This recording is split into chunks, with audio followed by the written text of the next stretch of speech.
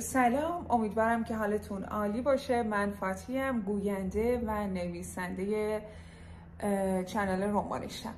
خیلی ازتون ممنونم که تو این صفحه حضور دارین. متاسفانه اونجوری که اکثرتون متوجه شدین این چنل به مشکل خورده و 2 ماه تمامی که من تمام تلاشمو کردم تا این چنل درست بشه، اما خب متاسفانه درست نشد. حالا هر کاری کردم به هر دلیلی، هرچی ایمیل زدم برای یوتیوب، این چنل درست نشد و من دیگه قادر به ادامه فعالیت تو این چنل نیستم. از شما دوستای عزیزم میخوام برای شنیدن ادامه داستان آهو و اردشیر وارد چنل دوم من بشین. یعنی من تو اون چنل دیگه از این به بعد رمانایی که به قلم خودم رو براتون میخونم.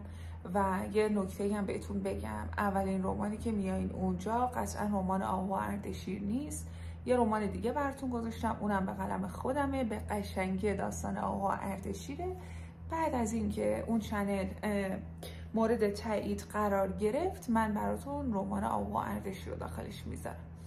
خیلی ممنونم که همراهمین و بارها ازتون معذرت خواستم و اینکه واقعا کوتاهی از سمت من نبوده، یه اتفاقی بوده که ممکنه برای هر کسی پیش بیاد. باز دوباره ازتون معذرت میخوام، ولی این فعالیت رو ادامه ندادن تقصیر من نبود، یوتیوب اجازه فعالیت نداد دیگه. اینکه خوشحال میشم که اونجا هم همراه من باشین و خیلی قوی و پرقدرت شروع کنیم.